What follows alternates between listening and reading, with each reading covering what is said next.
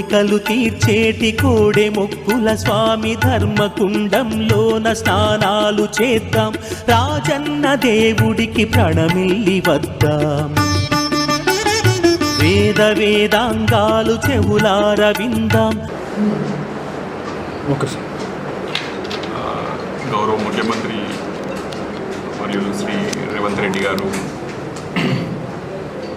వేములవాడ దేవస్థానం ఇది సామాన్య భక్తులకి అన్ని వసతులు కల్పించాలని, ఎటువంటి ఇబ్బందులు లేకుండా భక్తులకి దర్శనం లభించాలని, వారికి అన్ని వసతులు ఉండాలని చెప్పేసి ఒక గట్టి నిర్ణయం తీసుకోవడం జరిగింది. అది గౌరవ శాసనసభ్యులు విప్ గారు శ్రీనివాస్ గారు బాగా తెలుసు. వారితో కూడా ప్రతిసారి మాట్లాడినప్పుడు కూడా దేవస్థానం అభివృద్ధి గురించి ప్రత్యేకమైనటువంటి ప్రస్తావన వస్తుంది. ముఖ్యమంత్రి గారు దేవస్థానానికి ఎంత ఇంపార్టెన్స్ ఇస్తున్నారు, అట్లాగే కోడలకు సంబంధించి, ఎందుకంటే ఒక విశిష్టమైనటువంటి మొక్కు మనకి భారతదేశంలో ఈ కోడల మొక్కు ఒక సామాన్య భక్తులకు సంబంధించినటువంటి అంశం. ఈ కోడల్ని జాగ్రత్తగా చూసుకోవడం, వాటికి అన్ని వసతులు కల్పించడం అనేటువంటి చాలాసార్లు చెప్పడం జరిగింది. దాంట్లో భాగాన్ని సుమారు 2 నెలల క్రితం డెవలప్మెంట్ కమిషనర్ గారు కూడా వ్యక్తిగతంగా విజిట్ చేయడం జరిగింది. వచ్చి వారు కూడా ఏమేమి చర్యలు తీసుకోవాలి అని ఇమీడియట్గా అప్పుడు మనకి పీక్ సమ్మర్ ఉంది.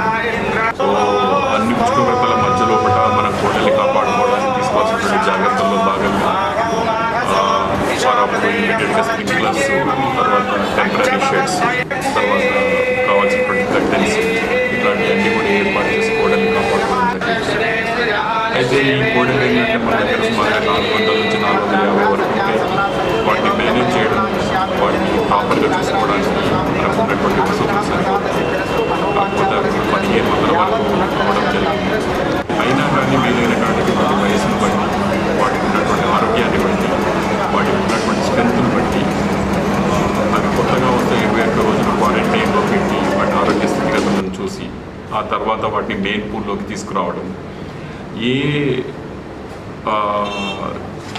కోడలు అయితే చాలా బలహీనంగా ఉన్నాయో వాటన్నిటిని సెగ్రిగేట్ చేయడం వల్ల వాటికి ఆహారం సరిగ్గా అందేటట్టుగా, అలాగే బలంగా ఉన్నటువంటి మాత్రమే ఆహారం తీసుకునేటువంటి అవకాశం ఉంటుంది. కాబట్టి ఇట్లా సెగ్రిగేట్ చేసేసి తీసుకోవాల్సినటువంటి జాగ్రత్తలు, అలాగే మనకి వెటర్నరీ డాక్టర్స్ తోటి వాటికి కావాల్సినటువంటి టీకాలు కానీ మందులు కానీ వీటన్నిటిని ఏర్పాటు చేయడం.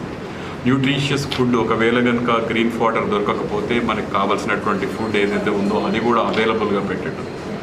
వాటిని నీట్గా మెయింటైన్ చేయడానికి అవసరమైతే ఒక 50 మందిని రోజు దినవారీ కూలీలుగా మనం తీసుకొని వాటన్నిటిని మనం ఒక పద్ధతిగా పెట్టడం. ఆ తర్వాత అక్కడ ఉన్నటువంటి కౌ డంగ్ని మనం ఒక ప్రాపర్ యూసేజ్లో మార్చుకోవడానికి మనం బయోగ్యాస్ ప్లాంట్ పెట్టడం. ఈ బయోగ్యాస్ ప్లాంట్ నుంచి ప్రొడ్యూస్ అయినటువంటి ఎలక్ట్రిసిటీని మనకు అటు హాస్పిటల్కి, ఇటు మనకు ఉన్నటువంటి గోశాలకి వాడుకోవడం. ఇట్లా అనేక చర్యలు తీసుకున్నా కానీ ఇంకా కొన్ని చిన్న చిన్న సమస్యలు ఉండడం అనేటువంటిది గమనిస్తున్నాం. వీటన్నింటిని దృష్టిలో పెట్టుకొని ముఖ్యమంత్రి వారు ఈ రోజు నన్ను తప్పకుండా దీని ఒక సర్ప్రైజ్ ఇన్స్పెక్షన్ చేసి అక్కడ ఉన్నటువంటి విషయాలు తెలుసుకోమని చెప్పి ఆదేశించడం జరిగింది. దాంట్లో భాగంగా ఈరోజు నేను గోశాలను విజిట్ చేస్తున్నాను. గోశాలలో కూడా ఇమ్మీడియట్గా మేము అబ్జర్వ్ చేసింది ఏంటంటే, ఇప్పుడు వర్షాకాలం కాబట్టి ఇంకా వర్షాలు పడేటువంటి ఎక్కువ అవకాశం ఉంది కాబట్టి ఇమ్మీడియట్గా అక్కడ మనం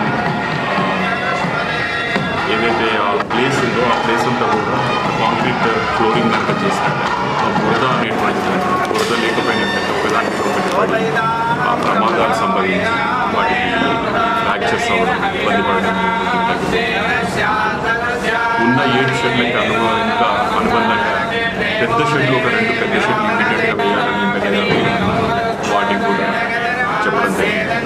సో ఏదైతే 1.2 కోట్ల రూపాయల వరకు అయ్యేటువంటి ఖర్చు ఏదైతే ఇమ్మీడియట్గా ముఖ్యమంత్రి గారు వాటిని గ్రాంట్ చేయడం జరిగింది ఈ కింద ఫ్లోరింగ్ కోసం.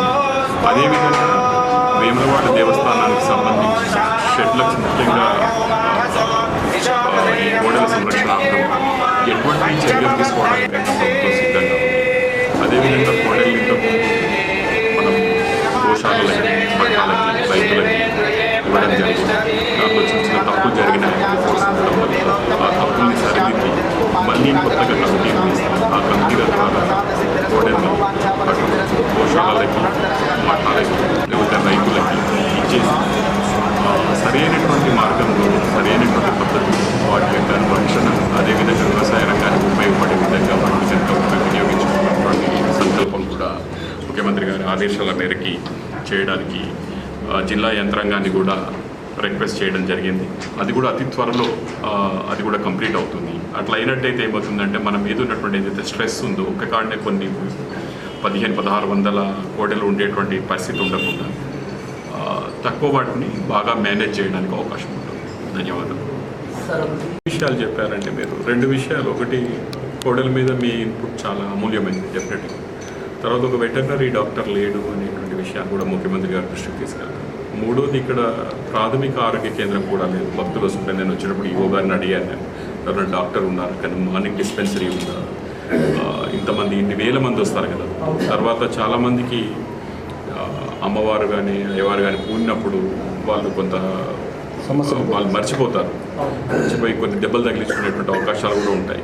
కనీసం ప్రైమరీ ట్రీట్మెంట్కి ఎట్లా ఉంది అని అడిగితే చెప్పారు వాళ్ళు కూడా. సో వీటన్నింటినీ కూడా డెఫినెట్గా పరిష్కరించాల్సిందే. అంటే ముఖ్యమంత్రి గారు కూడా కృతనిశ్చయంతో ఉన్నారు. అందుకనే నన్ను వెళ్ళి ఒకసారి చూడండి అన్నారు. మన విప్పు గారు కూడా ఎప్పుడు వచ్చినా కానీ టెంపుల్ గురించే మాట్లాడతారు ఎక్కువసార్లు. నేను పర్సనల్గా చాలా అంటే 2 సార్లు తను చైర్మన్గా పనిచేస్తున్నాను. వాళ్ళ అనుభవం కూడా ఉంది, టెంపుల్ ఎట్లా మేనేజ్ చేస్తే బాగుంటుంది, పర్ఫెక్ట్గా ఎట్లా చేయవచ్చు. సో వీటన్నింటినీ దృష్టిలో పెట్టుకొని తప్పకుండా సరైన చర్యలు తీసుకోవడం జరుగుతుంది. భక్తులకి అదేవిధంగా భక్తుల విశ్వాసాలకు సంబంధించి, తర్వాత ఆ విశ్వాసంలో భాగమైనటువంటి కోడెముక్కలకు సంబంధించిన కోడెలకు సంబంధించిన అన్ని రకాలైనటువంటి చర్యలు త్వరగా తీసుకుంటాం. ఇమీడియట్గా తీసుకునేటువంటి నేను చెప్పాను, కాంక్రీట్ వేయడం, ఫాడర్ అవైలబుల్గా చేయడం. మనం 42 లక్షల రూపాయలు పెట్టి మనం ఏదైతే బయోగ్యాస్ ప్లాంట్ పెట్టామో అది ఎలక్ట్రిసిటీ జనరేట్ అయ్యేటట్టుగా చేయడం.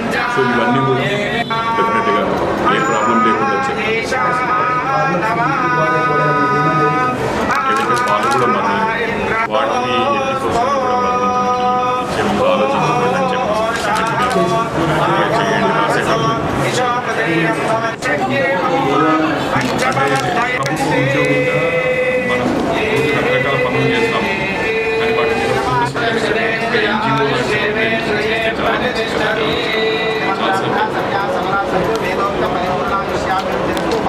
ముఖ్యమంత్రి రేవంత్ రెడ్డి గారి కార్యాలయంలో ప్రత్యేక అధికారిగా ఓఎస్డీగా ఉన్నటువంటి శ్రీనివాస గారు ఆకస్మికంగా వేములవాడ ఉన్నటువంటి గోశాల దేవాలయ దర్శనం కూడా మరి చేసుకోవడం జరిగింది. నేను ఇటీవల కూడా పలు సందర్భాల్లో కూడా చెప్పడం జరిగింది. 5 మాసాల క్రితం రివ్యూ జరిగినప్పుడు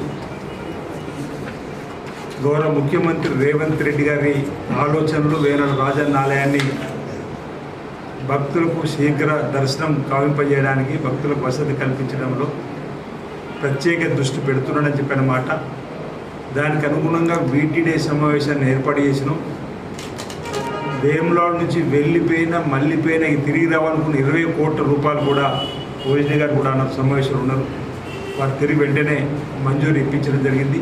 దానికి బద్దిపోచం ఆలయ అభివృద్ధికి సంబంధించిన అంశంలో ఆ డబ్బును ఉపయోగించుకునేటువంటి కార్యక్రమంలో భాగంగా ఈ లోపల 5 మాసాల క్రితం ఇంతకుముందు మీరు అనుకున్నట్టు అన్నీ కూడా తీర్మానం చేసిన మధ్యలో ఎన్నికల కోడ్ రావడం వల్ల కొంచెం అభివృద్ధి అనేది ఎన్నికల కోడ్లో ఇబ్బందికరమైన పరిస్థితి ఎదురైన సందర్భం గమనించాలని కోరుతూ వారం రోజుల క్రితం గోశాలలో ఉన్నటువంటి పరిస్థితి పైన వార్తలు రాగానే సీఎం ఆఫీస్ నుంచి ఇచ్చినటువంటి ఆదేశాలు, పత్రికలు వచ్చినటువంటి అంశాలను పరిగణలోకి తీసుకొని నేను కలెక్టర్ గారు అధికారులందరూ గోశాలకు వెళ్ళి విలేకరులుగా మీరు స్వయంగా చూడడం, అప్పుడే అక్కడ పరిస్థితులకు వెంటనే నిధులు మంజూరు కావాలని చెప్పి సీఎం ఆఫీస్ వీళ్ళతో వారికి మాట్లాడడం జరిగింది.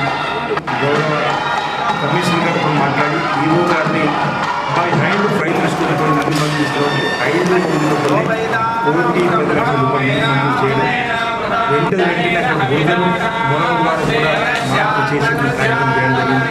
అందులో బలహీనంగా ఉన్నటువంటి 5 మెగా హెల్త్ క్యాంపు దాంట్లో పెట్టినప్పటికీ 5 ఇట్లా జరుగుతున్నమాట బాధేసింది. మిగతా వాటిని సంరక్షించాలనే ఆలోచన దేవాదాయ శాఖ ఉంది. వారు ముఖ్యమంత్రి రేవంత్ రెడ్డి గారికి పట్టుదల ఇక్కడ ఏది జరగకూడదు, ఎందుకంటే దేవాలయం వచ్చే భక్తులు విశ్వాసం కోడల యొక్క చెల్లించుకుంటారు.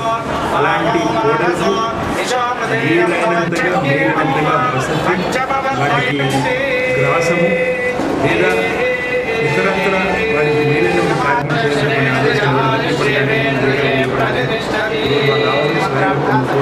ఈ కోటి 10 లక్షలే కాకుండా అదనంగా పెద్ద శక్తిమైన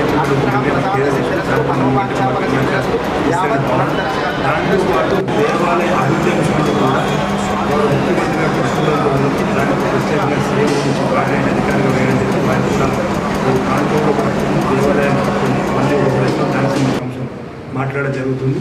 నేను భక్తులందరూ కూడా కోరుతా ఉన్నా, రాజన్న మొక్కు చెల్లించుకునే వాళ్ళందరూ కూడా కోడెలను, ఆరోగ్యంగా ఉన్నటువంటి కోడలను, వయసు కాస్త వచ్చిన తర్వాత ఇచ్చే కోడలు మీరు సమర్పించినట్టయితే బాగుంటుందని ఒక సూచన. అప్పుడే పాలు మరవని కోడలు కూడా కొందరు ఇచ్చిపోతున్నారు. బలహీన కోడలు కూడా ఇచ్చిపోవడం వల్ల క్షేత్రస్థాయిలో ఇబ్బందులు వస్తున్నాయి. కాబట్టి భక్తులకు గమనిక, జెర్సీ కోడలు కూడా కొందరు ఇస్తున్నారు. దానివల్ల కూడా ఇబ్బంది ఏర్పడుతుంది. కాబట్టి మీరు స్వామివారి మొక్కును చెల్లించుకున్నప్పుడు వయసు వచ్చిన తర్వాత తనకు తాను అంటే శక్తిని ఇచ్చినటువంటి కోడను స్వామివారికి ఇచ్చేటువంటి కార్యక్రమం ఈరోజు నుంచి చేయాలని చెప్పి భక్తులకు నేను ఈ ప్రాంత ఓ భక్తుడిగా నేను విజ్ఞప్తి చేస్తా ఉన్నాను.